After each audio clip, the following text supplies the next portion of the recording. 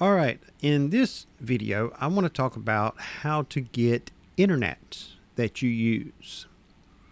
Every location has its own characteristic of way of getting internet. Depends on where you are located, what county, what state, what country you're actually in. The first thing I would suggest to do is look in your area for business internet. Rather you get a business line, a business leased line, anything to do with business. I have found that so far in my area, no residential internet service is set up so you can actually resell it. Don't matter who the provider is. Don't matter what kind of service you have, whether that is satellite, fiber, cable, hotspot. Hotspots, cell tower service, 4G. Don't matter which way you look at it. It's all considered as residential. You need to get a leased line or a business line and read in the TOS and see if they say anything about reselling it. Even if it does say you cannot resell it, ask them directly on the phone. I have found some that the company has changed name because the company has been brought out and they have not updated that particular part on their TOS. Even though it says on their website that you're not authorized to resell the internet, even though it is a business line. I talked to them about it and they said that is just not true because we just haven't updated the website yet in every aspect of every rule and TOS that we have. Of course, it was only been brought out like 2 years prior to that. So that's very understandable. They haven't changed every word or wording on their website. So never be scared, shy to ask direct questions of the internet service provider to find them answers. As soon as you can get a internet business line or any internet backhaul, rather it's a line dropped where your tower is going to be, or you're going to have to make a backhaul and put some radios up and get the internet from that location to where you need your tower. Either way, as soon as you can get service that you have authorization to resell, regardless how little or how much bandwidth that you get, if you don't have a lot of financial backing, I would suggest to start small. See what the smallest package they have. See what that can be and see if you can actually swing that and be able to make it work. Get all that lined up and confirmed. Then you need to find a location that you want to put up a WISP, a good suspect location. Rather that's at your home if you can get that line at your home or not. And provide internet to your neighbor or 2 or 3 or whoever you can get to.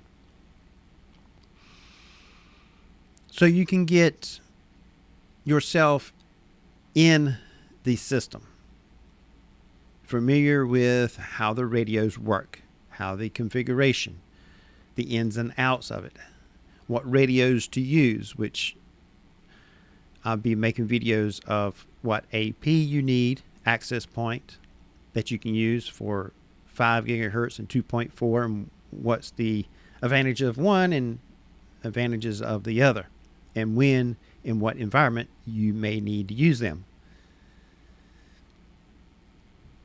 You don't have to have no 200-foot tower like myself to start out with. You can put a AP on top of your chimney if you can get a business or lease line in that location that you have authorizations to resell, and be able to distribute it out to neighbors. Each location has its unique setup. I have a 200-foot tower where I can distribute it out pretty much the whole downtown of the city that I live in now. Or I live outskirts of the city. I'm not quite in the city. And then I have a community that I have a J-pole on a home and distribute it out from there. I have in an RV park a 20-foot pole and distribute it out in an RV park. It's just what hardware it takes to get it set up in that particular location. There is no A, B, C, D, and E, and so on that fits every location. You got to find where your tower spot will be and what it would take to distribute it out the internet from that point to out to the CPEs. And you got to be sure if you can get a business line to that location. Then you got to be sure that you have enough interest in the homes or businesses in that location that it would make it feasible and practical to actually set up a WISP. If it costs you $200 a month for the internet and a tower lease, or however it may be set up, say it costs you $200 total, you don't have enough interest of the homes and businesses out there to actually offset that cost that you have.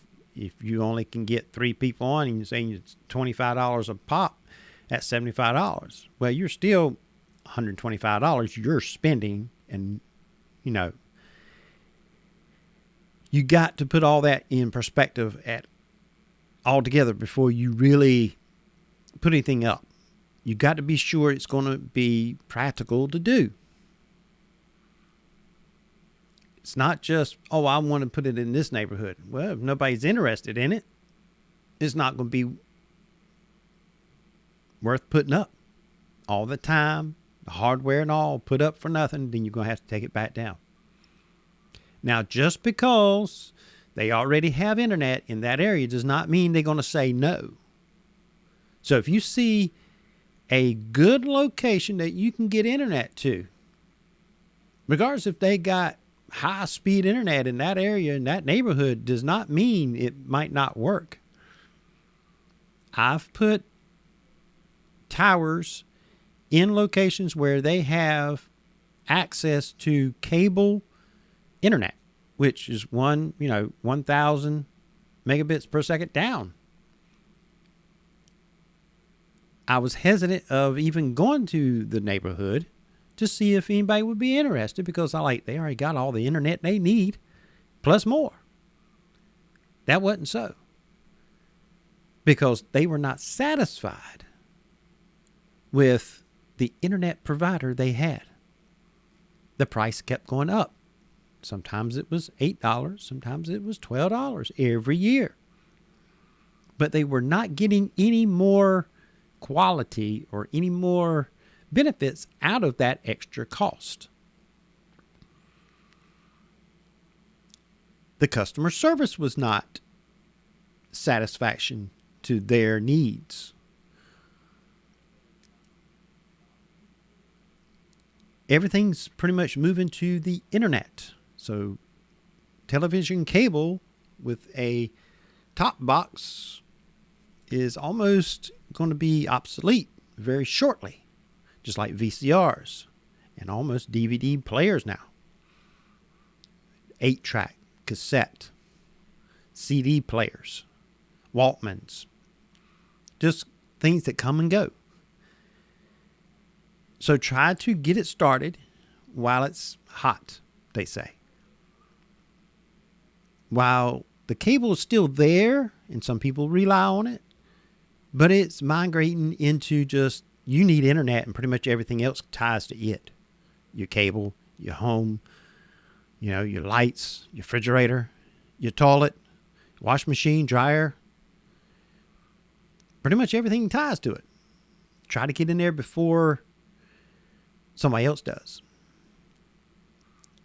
And even though they can go ahead and get that internet and tie everything to it, come in there with a better deal, a local company, better customer service, so they don't have to call and sit on the phone for 30 minutes to an hour. And then when they do get somebody, it's somebody that's in another country, different language, or same country in different language, and it's just accent, they can't understand them.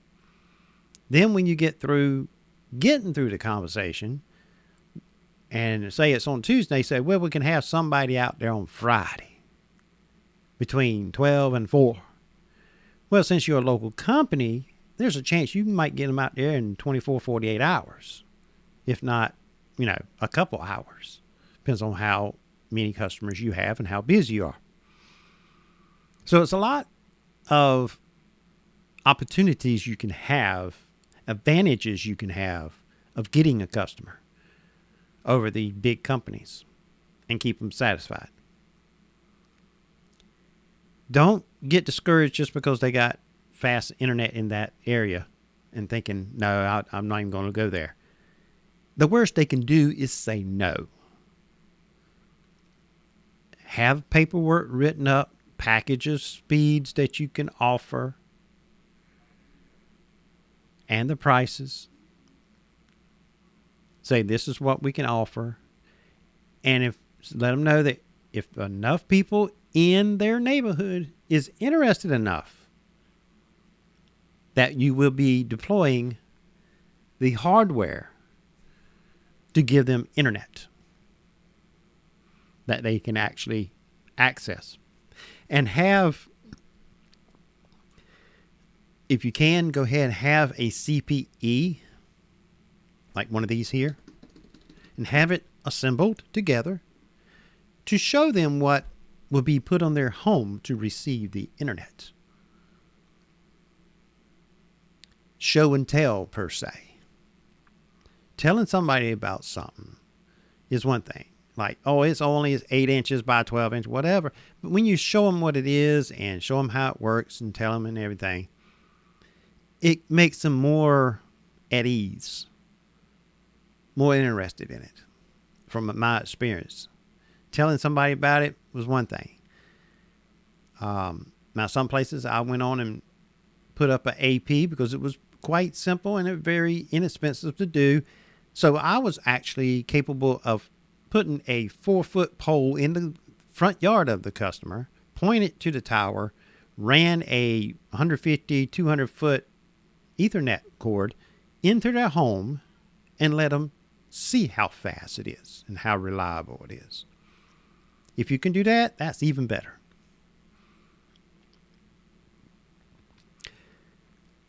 But on my next video,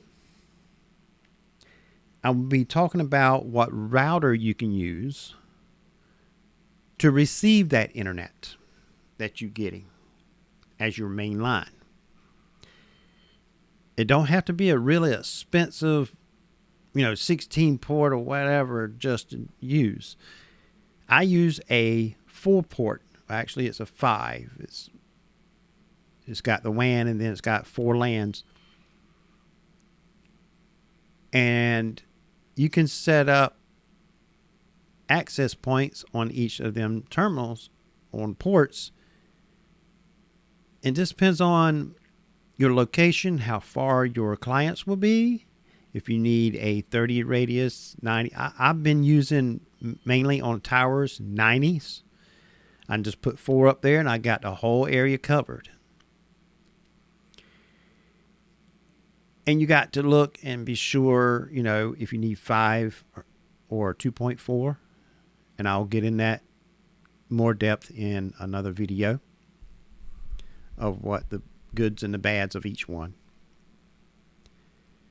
But if you are interested in running a internet business, a WISP, watch my videos and I'll take you step by step. And if you got questions, ask them in the comments. And if you find my website down in the description, you'll find a phone number to my WISP business, and you can actually call and I'll call you back. Or you can text that number as well. However you want to get up with us and we'll get back with you. And hopefully we can give you an answer to your question. But that's all I got on this video.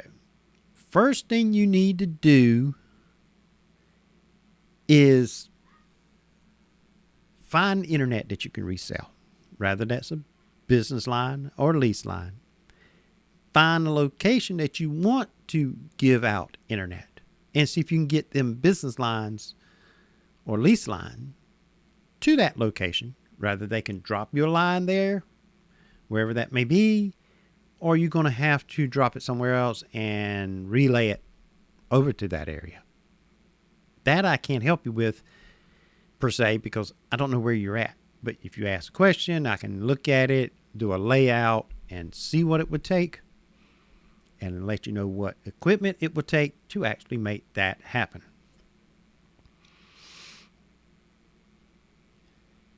The opportunity right now for that is just it's just overwhelming because this remote learning, there is so many people that need internet that does not have it. In fact, I'm going back on the road to some cities that I went to and I have not heard anything from them and they still don't have internet.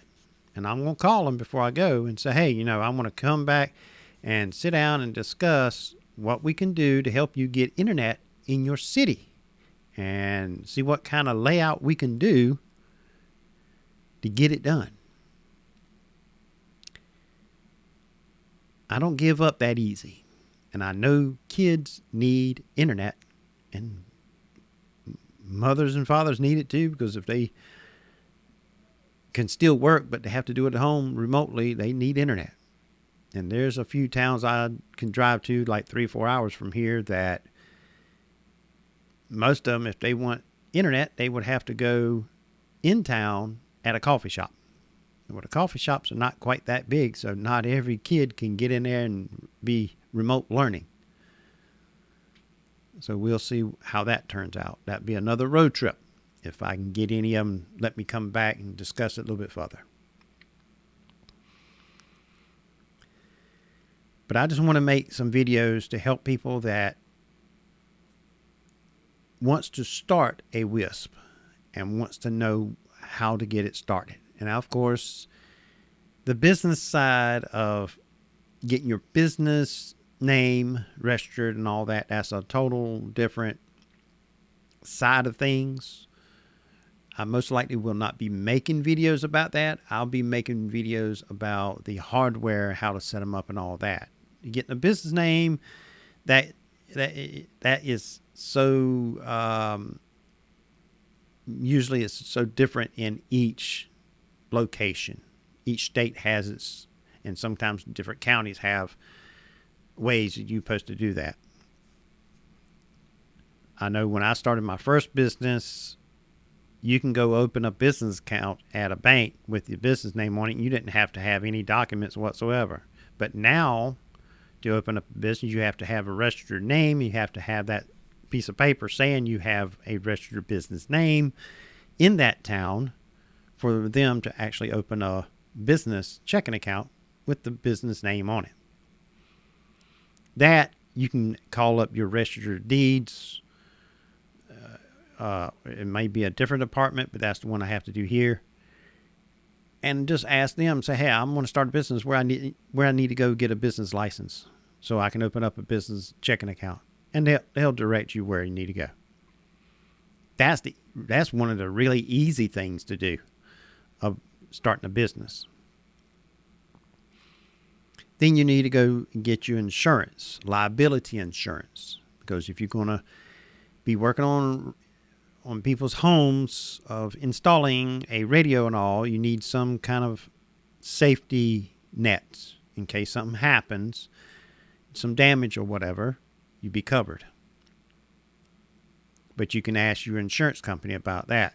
And if they don't provide it, then they can direct you where you need to go and get that. And around here, if you want like $1 million policy, I think it was like $600-700 a year. So sometimes it's not that really expensive.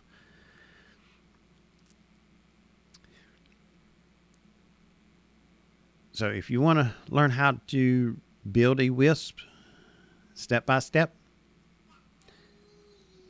I'll take you one video at a time and I'll get you there. Whether it's through videos, live chats when I do have a show, comments, emails, texts, phone calls. And if you live close enough, I'll pack a bag or two and drive and go get a motel in your town, and we'll sit down and drink coffee and talk it over, and maybe even go to the site that you want to put one together. It won't be the first time I've done it. So whatever it takes to help you, I'll do what I can. Thank you for watching, and let's build this WISP together.